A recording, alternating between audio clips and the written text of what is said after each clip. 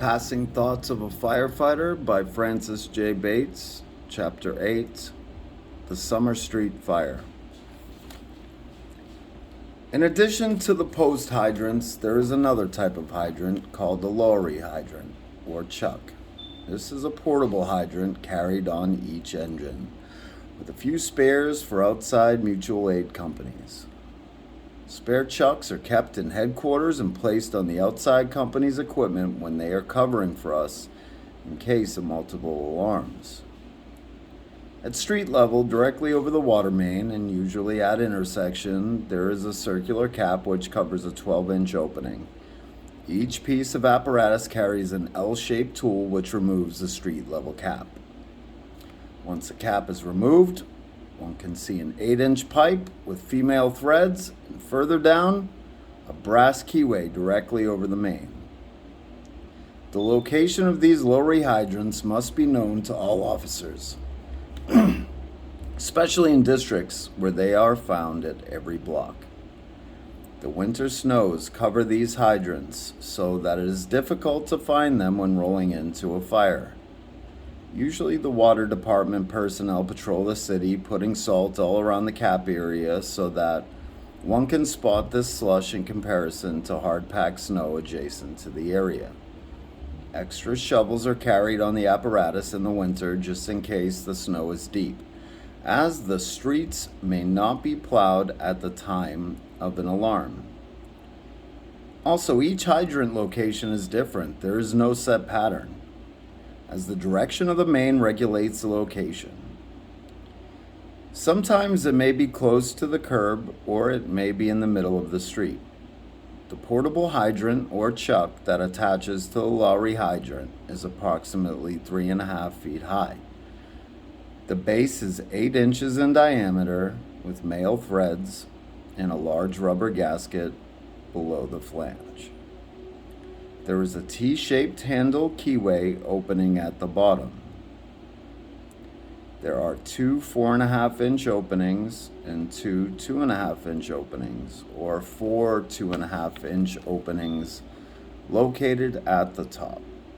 The water will flow through these openings after the hose is connected. Each one of these connections has an individual controlling valve independent of the others. The T-handle extends directly through the top to the bottom of this hydrant.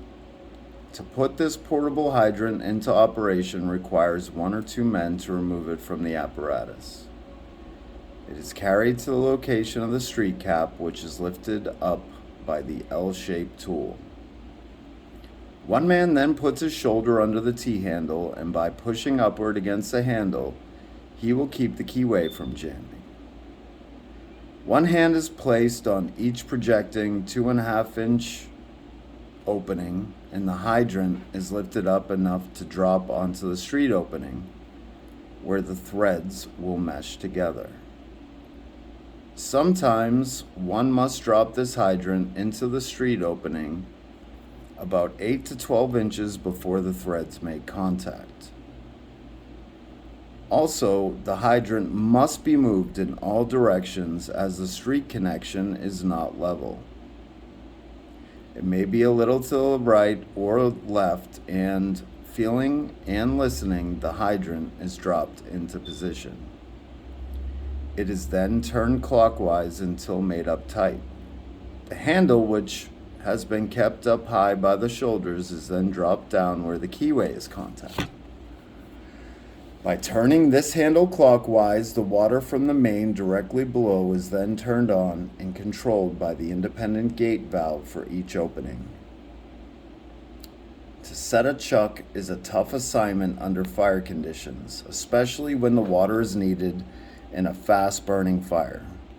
But to set one in adverse weather conditions, with snow covering the street, is something only that a fireman knows how to do. In order to relate the following fire, the above explanation has been given so the reader may be acquainted with the term lorry hydrant. I doubt that many fire departments throughout the country are familiar with this portable hydrant. Box 312 Norman and Cromwell Streets was struck at 9:30 p.m.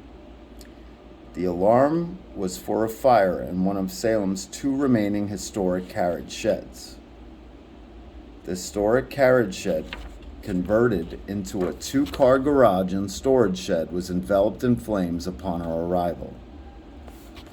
The first line to this fire was from a Lowry hydrant located in the corner of Sumner and Chestnut Streets. As soon as the water was turned on to supply the first line to the fire, the hydrant blew off the connection. This resulted in a huge geyser flooding the area directly from the main. It was later ascertained that a water main sleeve blew out as the hydrant was turned on by the crew of Engine 1.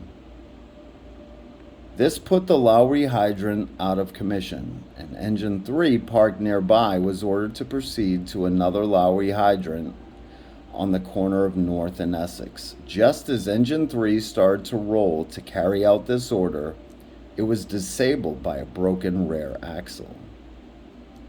At this point, a historic carriage house was involved in fire. Adjacent properties were threatened. This carriage house is located in the rear of a 3-story brick house. A large geyser was sending gallons of water all over the area, and an engine company could not be moved due to a broken axle.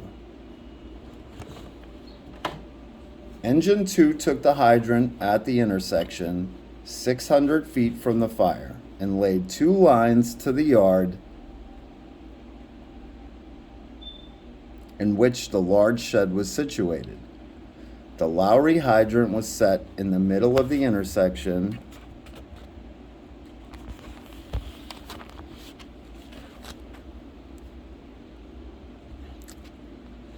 Then, in a matter of minutes, both of these lines at North and Essex Streets were rendered useless after a car knocked over the Lowry hydrant. The car shattered the hydrant and, avoiding a collision with another car converging on the fire scene. This sent another geyser of water into the area. The confusion had mounted, as now there was a flood at each end of the fire area. Traffic conditions on the main route were completely snarled, necessitating immediate police action. At this point, all lines were out of commission.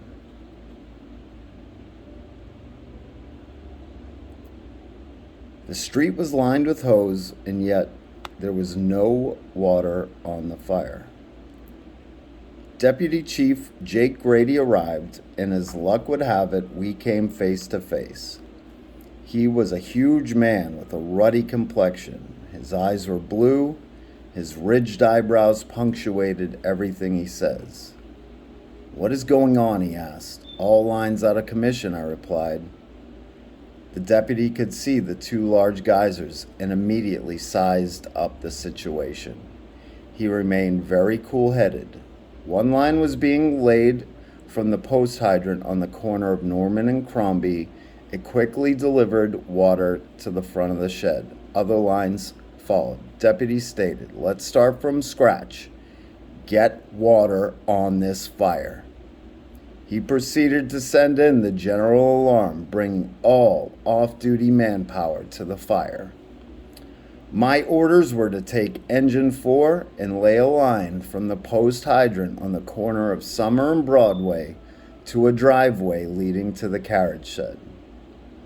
A ladder was thrown to the 2nd floor, and this line was advanced to the interior of the shed, the 2nd and the 3rd floors. Due to the preliminary difficulties, the fire was off to a roaring start, and the tremendous heat melted out windows in the red brick home, which adjoined the carriage shed. To prevent the spread of flames, a crew was stationed